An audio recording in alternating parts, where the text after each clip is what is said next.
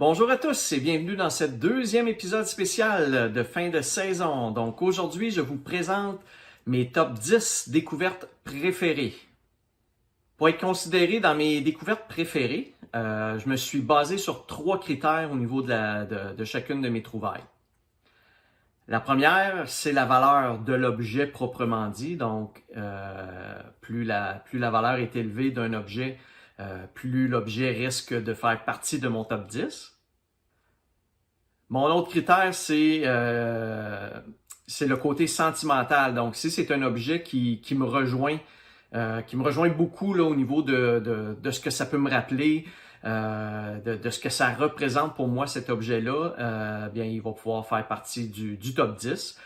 Par exemple, le petit tag de Banff que j'ai trouvé à Omerville, pas à Omerville, mais à Deauville. Je venais d'aller il y a 2 mois auparavant à Banff visiter des amis. Donc, mon ami Denis et France, que je salue. Donc, c'est sûr qu'une découverte comme ça, des fois, peut venir chercher le petit côté plus émotif, plus personnel. Donc, certaines découvertes comme ça aussi ont été mis dans mon top 10 à cause de ce critère-là. Finalement, le troisième critère que je considère également, c'est la particularité proprement dite de l'objet. Donc, un objet qui est un petit peu particulier à trouver ou qu'on ne s'attend pas de trouver en faisant de la détection, bien à ce moment-là, ça peut être un critère là, que je pourrais l'inclure. Je vous donne un exemple très farfelu. Si je trouve une grenade de la Deuxième Guerre mondiale, bien c'est quand même particulier de trouver une grenade de la Deuxième Guerre mondiale. Donc, même si c'est pas quelque chose qui est sentimental ou qui peut valoir cher, bien à ce moment-là, elle pourrait faire partie là, de mon top 10. Notez également que j'ai trouvé des milliers d'objets là, pendant ma saison de détection, ma première saison de détection. Donc, évidemment, dans ces objets-là, il y en a certains dans certains contextes qui pourraient faire partie de mon top 10, mais qui en fera pas partie nécessairement. Par exemple, je vous donne ma pièce de monnaie japonaise en exemple. Cette découverte-là m'a fait travailler beaucoup pour essayer de trouver exactement c'était une pièce de quel pays, c'était une pièce qui représentait quoi exactement au niveau de la valeur, de quelle année. Tout était écrit en symboles japonais, donc j'ai eu à travailler beaucoup pour découvrir la pièce. Donc, il y a beaucoup de petites découvertes comme ça qui, dans un autre contexte, auraient pu faire partie du top 10, mais qui en feront pas partie comme tel. Donc, sans plus tarder, je vous présente ce fameux top 10-là de mes découvertes préférées.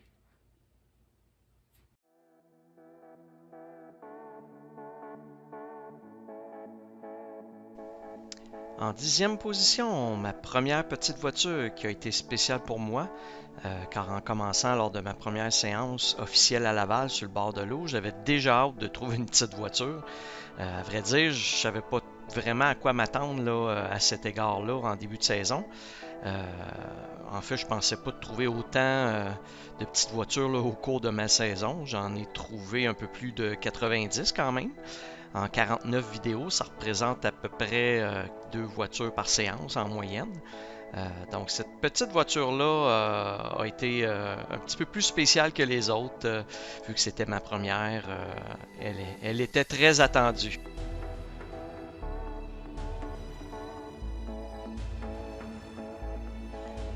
Il me manquait à l'époque un outil dans mon sac de détection, soit un couteau suisse, style ou un couteau multi-usage.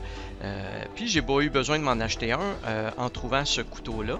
Il était en très bonne condition, je l'ai juste affûté un petit peu. Puis depuis ce temps-là, ben, il fait partie de mon sac de détection, de mes outils de détectoriste.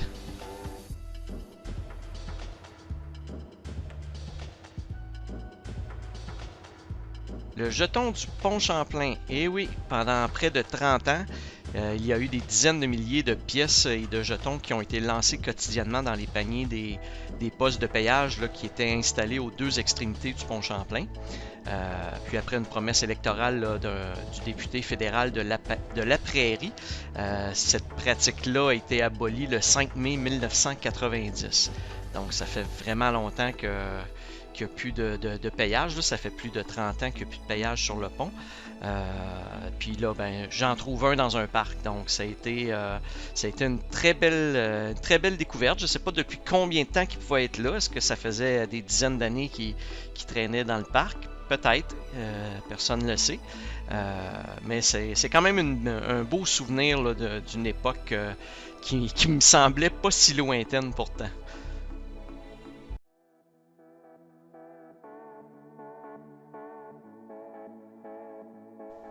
Ma première pièce étrangère que j'ai trouvée, et oui, c'était une scène euro de l'Italie. Je l'ai trouvé dès ma deuxième séance là, en début de saison. Donc, c'est toujours plaisant là, de trouver des pièces étrangères. Puis, dans le cas des euros, ça m'a permis d'apprendre que chaque pays avait ses propres pièces avec sa propre effigie là, sur la pièce de monnaie comme telle. Donc, chaque pays frappait là, sa propre euro. Donc, moi, dans ma tête, toutes les pièces de monnaie euro étaient identiques. Mais ça m'a permis d'apprendre que c'était pas le cas. Et ça a été ma première pièce étrangère que j'ai trouvée. Donc, je la classe en 7e position.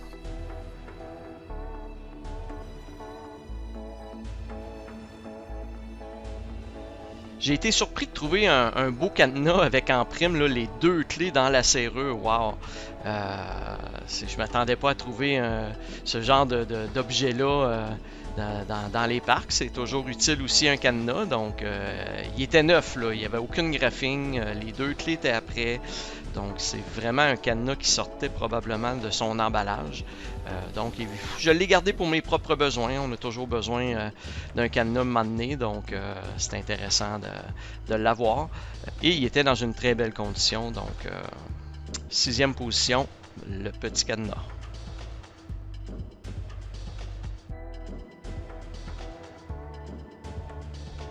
Vous savez tous que je conduis une Tesla et que je suis un fan fini de cette marque-là. Alors, lorsqu'en triant mes découvertes, là, je me suis rendu compte que je connaissais le modèle de la voiture que j'avais trouvée. Bien oui, je me suis rendu compte que c'était une Tesla Roadster, soit le premier modèle en 2008 là, que Tesla a fabriqué. Et en plus, ben, il était la même couleur que ma Tesla, donc c'était comme incroyable à constater. Là. Ça avait même l'air stagé un petit peu comme certains ont pu peut-être le penser, mais ce n'était pas le cas. Donc, je la conserve avec mon autre petit modèle miniature là, que j'ai eu lorsque j'ai pris possession de ma voiture.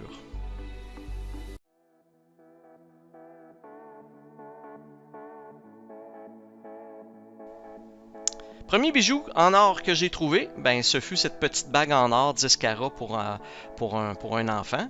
Elle vaut à peu près 15 $. C'est pas que ça vaut très très cher, mais c'est le principe encore une fois qu'il s'agissait de mon premier bijou officiel en or.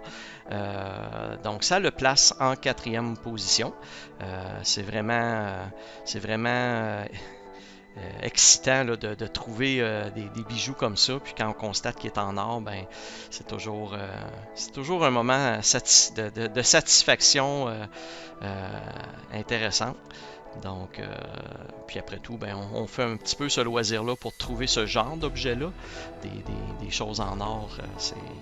On peut pas demander mieux. Donc, cette bague-là se retrouve en 4e position.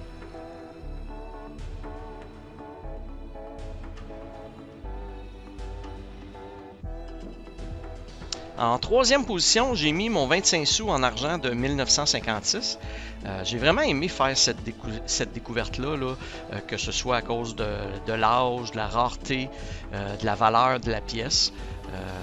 Encore une première là, que j'ai trouvée, une première pièce que j'ai trouvée en argent, en argent pur à 80%. Donc, pour moi, c'était vraiment une très belle découverte comme ça en fin de saison en plus. Donc, en 3e position, c'est mon 25 sous en argent 80% pur de 1956.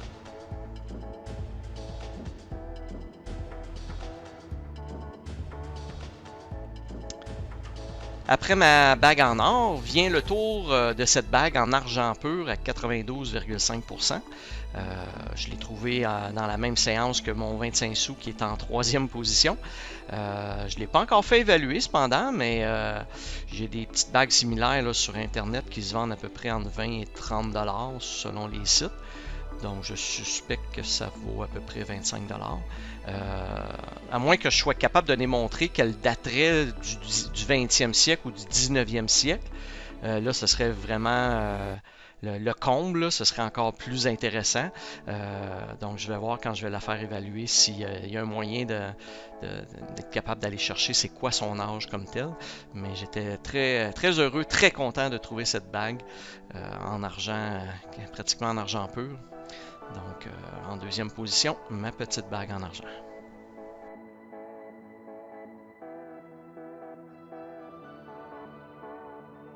Finalement, à ma première position, c'est mon jonc en or blanc 14 carats que j'ai trouvé dans un parc à Lorraine.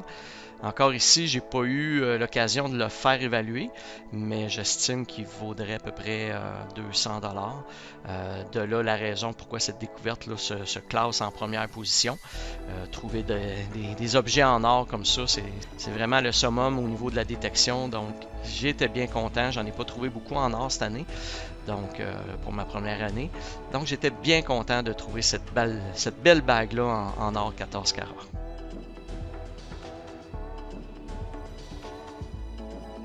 Alors voilà ce qui conclut l'épisode sur mes top 10 découvertes préférées. Comme à l'habitude, j'espère que ça vous a plu. En terminant, je veux dire un gros bonjour et saluer mes fidèles auditeurs en Europe, entre autres. J'ai Mathias en Belgique qui m'a écrit des beaux commentaires. Donc, Mathias, je te connais pas, mais je te salue. Merci de m'écouter de là-bas, de l'Europe. C'est toujours apprécié. Donc, tous les gens qui écoutent à partir de la France, de la Belgique, de la Suisse, de l'Afrique, peu importe, je vous salue. Merci de me regarder, c'est toujours très plaisant. Et merci aussi à tous ceux qui m'écoutent à partir du Canada également, du Québec ou du Canada. C'est intéressant là, d'avoir quelques auditeurs fidèles là, qui à chaque semaine regardent mes petites vidéos. C'est toujours bien plaisant d'avoir vos commentaires, donc n'hésitez pas aussi à me laisser des commentaires. Si vous avez aimé la vidéo, n'hésitez pas à liker la vidéo et à vous abonner à la chaîne, même si la saison achève bientôt. Vous serez informé pour les nouvelles vidéos qui vont sortir bientôt. Et sur ce, comme à l'habitude, je vous dis à la prochaine!